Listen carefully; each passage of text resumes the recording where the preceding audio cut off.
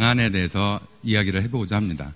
그리고 그렇게 해서 행동에 대해서 분석을 했으면 이제 마케팅으로 연결을 해야 되겠죠. 자, 그렇게 하기 전에 제가 이거에 대해서 조금 더 자세하게 알아보면요. 사실 마켓 3.0이 있으면 이제 1.0, 2.0, 3.0 다 있겠죠. 마켓 1.0은 제품 중심이었죠. 그래서 우수한 제품을 만들어 놓으면 그 우수한 제품을 고객들이 스스로 평가하고 또 그런 그 제품을 구매하는 그런 시대였습니다. 근데 마켓 2.0으로 가면서 소비자 지향으로 바뀌게 됐죠. 그래서 고객의 니즈라든가 가치, 프레퍼런스 이런 것들을 파악해서 고객이 원하는 것을 제공하는 그런 시대로 바뀌었죠. 근데 지금 이야기하고 있는 마켓 3.0이라는 것은 고객의 가치, 즉 고객들의 감성과 관계를 터치하는 그런 시대가 된 거죠. 이른바 마켓 그 3.0 시대는 고객과 기업 간의 관계만 고려하는 것이 아니라 고객들 간의 관계까지 같이 고려를 하고 그들의 감성이 무엇인지, 그들이 원하는 것이 무엇인지, 그런 것들을, 그런 것에 가치를 두고 마케팅을 한다고 볼 수가 있을 것 같습니다.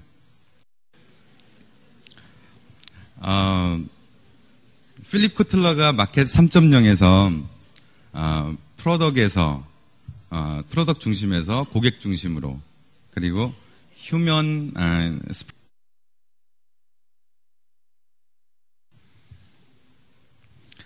이에 따라서 이제 마켓이 이렇게 변하고 있는데 분석이나 마케팅이나 이런 것들이 그대로 정체되어 있으면 안 되겠죠.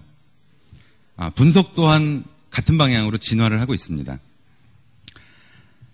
첫 번째가 플랜드입니다.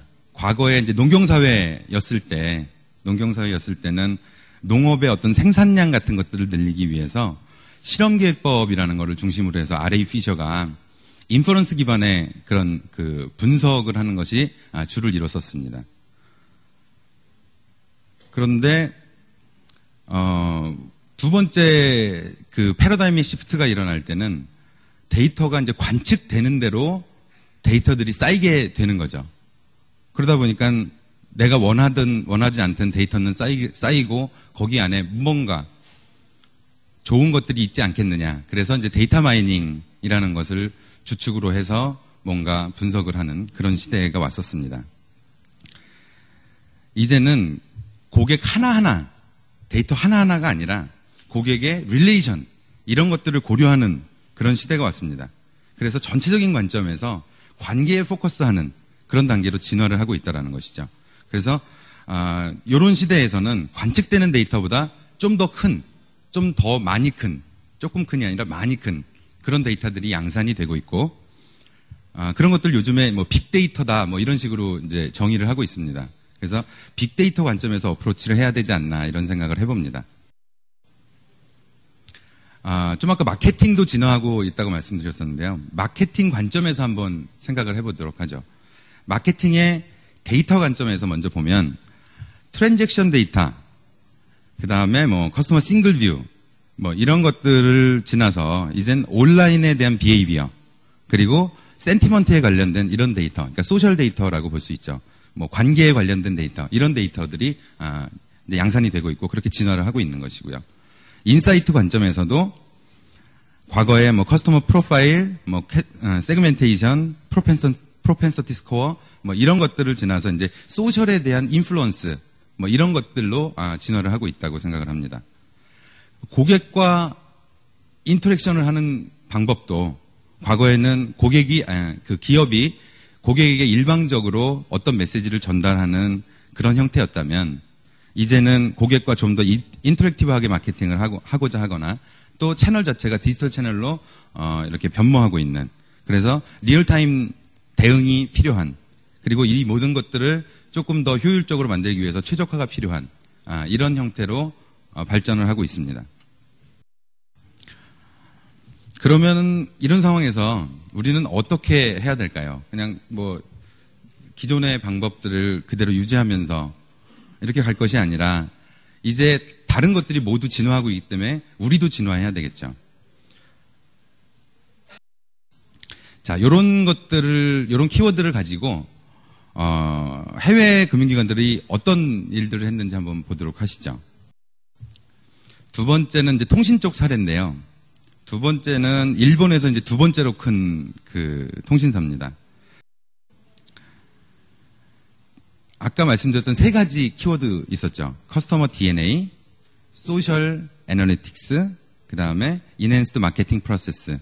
요 세 개에 대해서 조금만 더 자세하게 생각해보는 시간을 갖도록 하겠습니다. 우선 커스터머 DNA. 요것은 아까 말씀드렸던 것처럼 마켓 3.0 시대에서는 어쨌든 디지털 채널을 이용한 어떤 그런 것들이 굉장히 많기 때문에 기존에 갖고 있던 고객에 대한 속성 정보, 뭐 트랜잭션 정보, 뭐 세일즈 정보, 뭐 접촉 이력 정보 이런 여러 가지 정보들 거기에다가 이제 웹의 고객들이 우리 고객으로 아직 되기 전에 비지터 수준의 그런 정보들 그리고 이제 그 인게이지를 하게 되면 우리 고객으로서 정보들을 통합할 수 있게 됩니다. 그래서 그런 디지털 비헤이비어 정보들 그리고 세 번째는 소셜에 대한 그런 정보들 이런 것들을 총망라해 놓은 그 고객을 가장 이해하기 쉬운 그런 정보들이라고 말씀드릴 수가 있겠습니다. 그래서 좀 아까 설명드렸던 것처럼 그들이 누구인지 또 그 정보들을 이용해서 그들의 포텐셜이라든가 가치라든가 로열티라든가 뭐 이런 부분들 뿐만 아니라 좀 아까 말씀드렸던 디지털 비헤이비어 그리고 소셜 정보들 이런 것들이 합쳐져야만 그 고객을 더 잘 이해할 수 있는 디지털 시대에 걸맞는 그런 고객을 이해할 수 있는 DNA가 완성이 될 거라고 생각을 합니다. 두 번째는 소셜 애널리틱에 관한 부분들인데요. 그들이 어떻게 느끼는가, 또 그들이 누구와 이야기하는가, 얼마나 영향이 있는가, 무엇을 이야기하는가, 뭐 이런 것들이죠. 그래서 우선 이런 소셜 분석에 대해서 소셜 분석을 하는 데에 대한 그 가치와 활동들을 좀 살펴보면 우선은 잘 들어야 되겠죠. 고객들이 무슨 이야기들을 하고 있는지, 고객들의 감정이 어떤지, 고객들을 이해하는 그런 기회로 삼아야 되겠죠. 그리고 나서 이 고객들과 충분히 신뢰가 쌓였다고 생각이 되면 이제 인게이지를 해야 되겠죠. 우리 쪽으로 이제 끌어들이는 거죠. 끌어들여서 아까 BOA에서 이야기했던 것처럼 고객을 유치하는 그런데 이제 활용을 할 수 있을 거라고 생각이 되고요. 그렇게 하고 나서야 이제 레버리지가 발생을 할 거라고 생각을 합니다. 그래서 그렇게 되고 나면 고객들에게 우리가 어떤 메시지를 전달할 수 있는 그런 체계가 마련될 것입니다.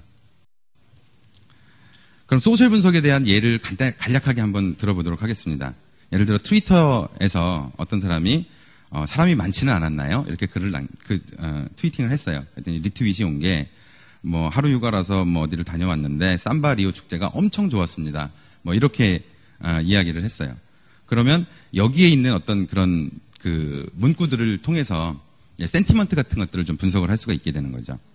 그래서 센티먼트를 분석을 해서 이게 좋았구나 라는 거를 파지티브하구나 이런 것들을 이제 파악을 할 수가 있게 되고 이 두 사람의 관계 물론 이제 글 하나 가지고 이렇게 판단을 하기는 어렵죠. 여러 개의 글들이 쌓이면 좀 더 정확한 그런 것들이 나오게 될 겁니다.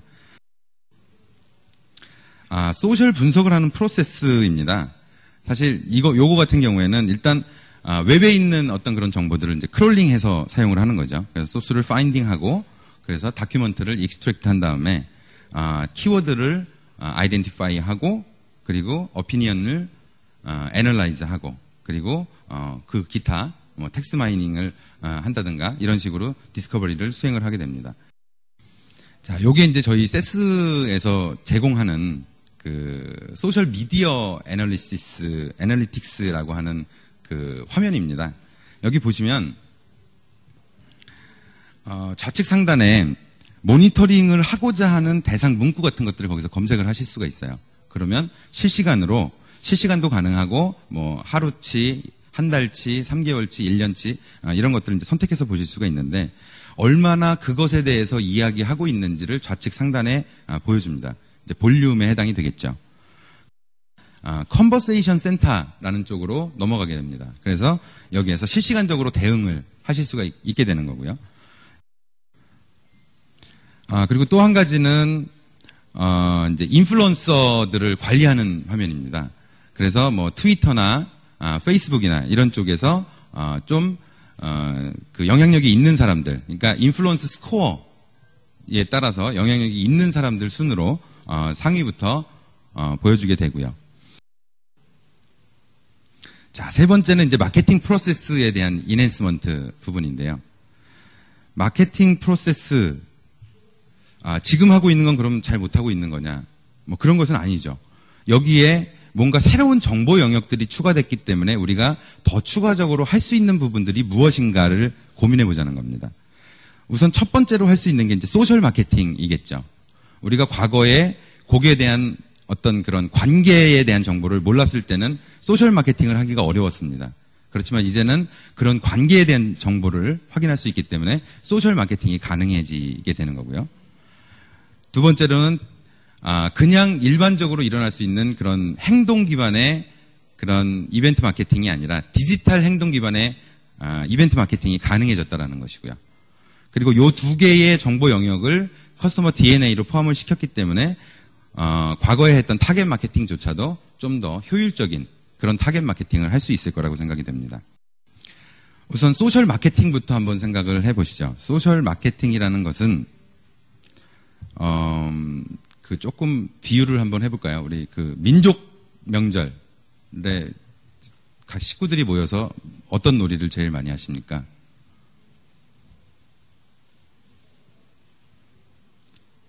그래서 좀 더 과학적으로 설명을 드리면 디퓨전 프로세스라는 것을 통해서 우리가 어떤 정보를 전달하고자 했을 때 어디에다 지시약을 딱 떨어뜨렸을 때 이것이 가장 잘 퍼져나갈 수 있는지 이런 것들을 고민할 수 있는 그런 부분입니다. 두 번째는 디지털 행동 기반의 이벤트 마케팅이죠. 과거에는 우리가 이제 EBM이라는 걸 사실 뭐 10년 전부터 이야기를 해왔죠. 10년도 더 된 것 같습니다. 근데 그때는 이야기했던 이벤트들이 이제 스태틱한 이벤트들이 주를 이뤘었죠. 근데 이제는 고객들이 디지털화가 됐기 때문에 디지털 행동에 기반한 그런 이벤트 마케팅을 해야 된다는 것이죠. 자, 아까 말씀드렸던 것처럼 시간적 유효성, 이게 굉장히 짧다. 예를 들어 목적하는 행동이 일어나는, 뭐 예를 들어 상품 가입이다. 그럼 상품 가입이 일어나기까지, 고객의 의사결정이 일어나기까지 걸리는 시간이 예를 들어 2시간이다. 그럼 2시간 이내에 마케팅을 해야 될 거고요. 그 시간이 뭐 리얼타임이다. 뭐 1분 이내다. 그러면 그 이내에 마케팅을 수행을 해야 되겠죠. 그러니까 그런 개념으로 실시간 마케팅이라고 표현을 하기도 하고요. 또 한 가지는 그 인바운드를 했을 때, 고객이 인바운드로 들어왔을 때 우리가 그 고객에 가장 잘 맞는 오퍼 같은 것들을 실시간적으로 체크를 할 수가 있습니다. 그게 뭐 예를 들어서 요건 이제 실시간 마케팅에 대한 예시인데 조금 아까 설명드렸던 거하고 동일합니다. 그리고 이제 마지막으로는 이런 것들을 다 합쳐서 좀 더 효율적인 마케팅을 할 수 있는 그런 마케팅 최적화 부분입니다. 마케팅 최적화는 세 가지 장점이 있습니다. 우선 아까 말씀드렸던 것처럼 COC 매핑을 좀 더 합리적으로 할 수가 있겠죠. 라이트 커스터머에게 라이트 채널로 라이트 오퍼를 통해서 고객에게 하기 때문에 가장 뭐 성공률을 높일 수 있는 그런 길이라고 보여지고요. 장점을 좀 정리를 해보면 우리가 우선은 비즈니스, 우리가 하고자 하는 비즈니스라는 것을 objective 펑션으로 놓고 시작을 하기 때문에 그것을 달성하는 데 가장 적절한 그런 매핑이라고 볼 수가 있습니다.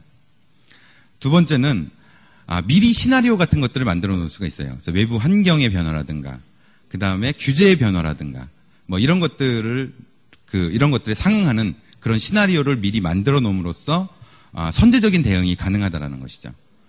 그 다음에 세 번째는 최적화라는 것은 예측에 근거한 것입니다. 그래서 이제 와리프 어널리시스라든가 이런 것들을 통해서 좀 더 효율적으로 그 결과들을 산출해낼 수가 있는 건데 모 카드사 같은 경우에도 뭐 선전에서 챔피언 챌린지 이야기 많이 하잖아요. 그래서 챔피언 챌린지를 통해서 가보지 않은 길을 가보고 결정을 하는 거에 비해서 여기는 가보지 않고도 그거를 예측을 통해서 알 수 있는 그런 접근법이기 때문에 그거에 대한 한계 이런 것들을 좀 극복할 수 있을 거라는 생각이 듭니다. 그리고 이제 이 모든 것들, 그러니까 실시간 마케팅이라든가, 이벤트 마케팅, 그 다음에 마케팅 최적화, 이런 것들은 이제 통합 마케팅 프로세스, 이런 것들을 통해서 조금 더 적절하게, 이용하실 수 있을 거라는 생각이 듭니다.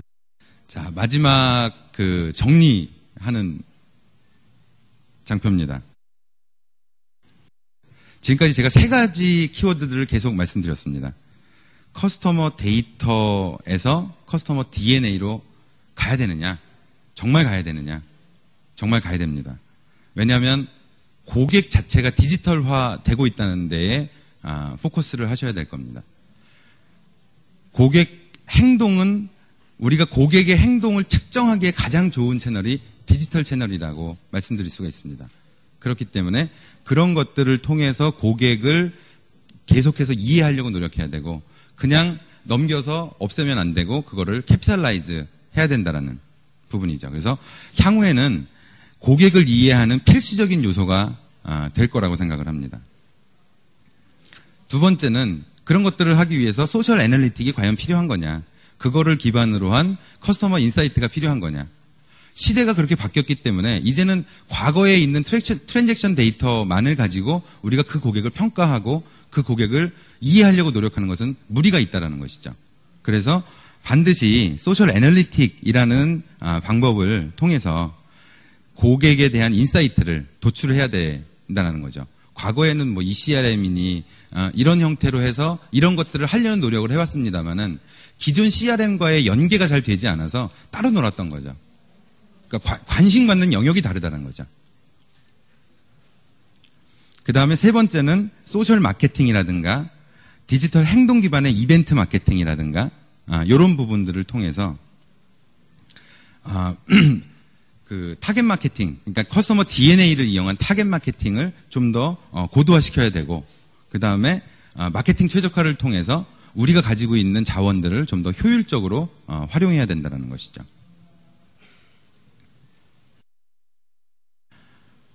이제 두 번째, 세 번째, 네 번째 세션에서 제가 지금까지 말씀드렸던 부분에 좀 더 프랙틱한 내용들을 들으실 수 있을 거예요. 그래서 두 번째는 이제 신한은행의 김한상 차장께서